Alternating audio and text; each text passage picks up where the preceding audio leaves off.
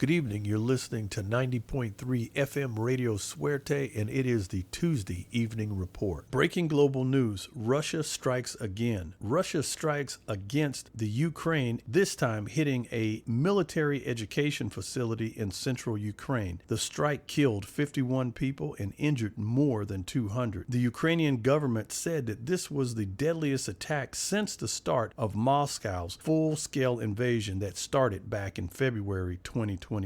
President Vladimir Zelensky indicated that 2 ballistic missiles hit the facility in the city of Platva, and this was also near a hospital on Tuesday morning. Zelensky repeated his call to the Western allies to supply Kiev with more defense support and to lift restrictions on his military so that they can use weapons to strike inside of Russia. Long-range strikes that can protect us against Russian terror are needed now, not later. Every day that we delay, unfortunately, is the death of people. That was from President Zelensky. On to more global news. The UN has led a campaign to start vaccination of children against polio that has kicked off in Gaza. The United Nations plans to vaccinate hundreds of thousands of children in Gaza. The vaccination will begin in the middle area of Gaza, according to the UN's Agency for Palestinian Refugees. They set to immunize 640,000 children in the war-torn enclave. This will be facilitated by a series of pauses in fighting, and that has been agreed to by Israel. This will equal to over 90% of the children under the age of 10. The Palestinian health officials also call for a ceasefire, and they say that they need to accomplish this polio vaccination campaign. It was stated that even the international community wants to see this polio campaign work. They did say everyone knows that viruses does not stop at a border and it can reach anywhere.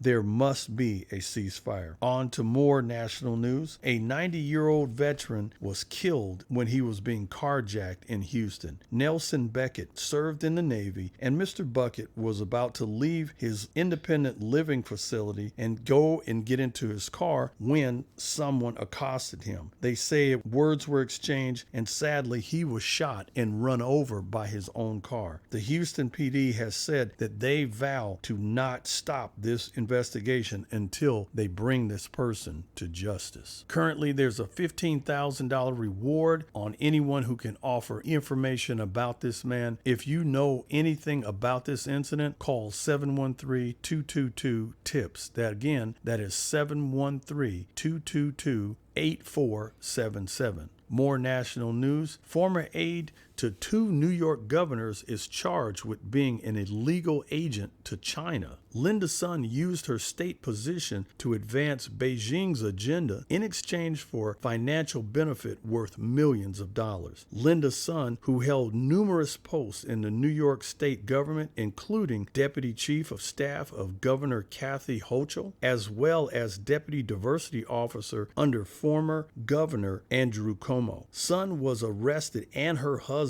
as they were leaving their $4 million home in Long Island. Federal prosecutors uncovered requests from Chinese officials, and she was intentionally blocking representatives from the Taiwan government from having access to the governor's office. And she shaped the New York governor's office information so that it aligned with the priorities of the Chinese government. On to local Orange County news. The Elks Lodge, 1952 on Trask Avenue, hosted a great community event. It was a celebration for Labor Day. The community was treated to vendors, live entertainment, and Roy Sutherland, Mr. Entertainment, he did his great performances there, as well as rockabilly high-octane tunes from the Hot Rod Trio. There was a raffle drawing, and this also helped raise funds for programs in the community and for the youth. Also, yours truly, Rodney Allen Rippey from 90.3 FM. I was there as a special guest, and I actually had the opportunity to pull the tickets for the 2 biggest prize. They gave away a 75-inch television as well as 2 matching electric bikes worth over $4,000. So a big shout out to Chris and the guys over there at the Elks Lodge 1952. Keep up the great work and everything you do for the community. On to more local news. A landslide in Rancho Palos Verdes has 140 homes in danger. A massive landslide has been detected impacted and has threatened this whole community. They say that gas and power has now been turned off by Southern California Edison, and residents are under an evacuation warning. Janet Hahn, LA County Supervisor, said that there is no playbook for an emergency like this. There is a section of 680 acres of land, and they say that that land has moved normally 1 inch per year. Well, this time it has moved more than a foot in a week. Roads are buckling, and now buildings are red tagged. Some residents have opted to bring in solar power and backup generators to sustain them until the next steps can be determined. If the governor levies an evacuation order, the police said that they will go house to house and enforce the evacuation. We hope that things get stabilized there in Palos Verdes, and we're wishing everyone the best. On to local Orange County weather. It is now 76 degrees. Today it topped out around 89. Tomorrow, Wednesday, it's going to be 90. Thursday, 95. And Friday, 96. So it's going to start heating up as we move through the week. What's hot in the OC? For all you Elton John fans, there's going to be a major tribute show at Great Park Live on September 5th from 6 to 10 p.m. And that's going to be there in Irvine. And if you guys like to eat lobsters, then you will love the annual Original Lobster Festival. That's going to be all you can eat. It's going to be great. The festival's going to be September 6th through the 8th there at the Fountain Valley Sports Park, 16400 Brookhurst Street, Fountain Valley, California, 92708. And they say it's going to be $5 on Friday, and Saturday and Sunday it's going to be $15. So all of you people out there, if you love lobster, you're going to have a great time. On to entertainment news. President Donald Trump better get a studio and cut his own theme music. He has done it again. They say this time the estate of R&B and soul legend Isaac Hayes, they have sought an attorney, and they have placed an injunction on him to stop playing Isaac Hayes' song, Hold On, I'm Coming. Judge Thomas Thrash said he has made a ruling there in the Atlanta, Georgia court. Trump was ordered to stop using the song until he gets proper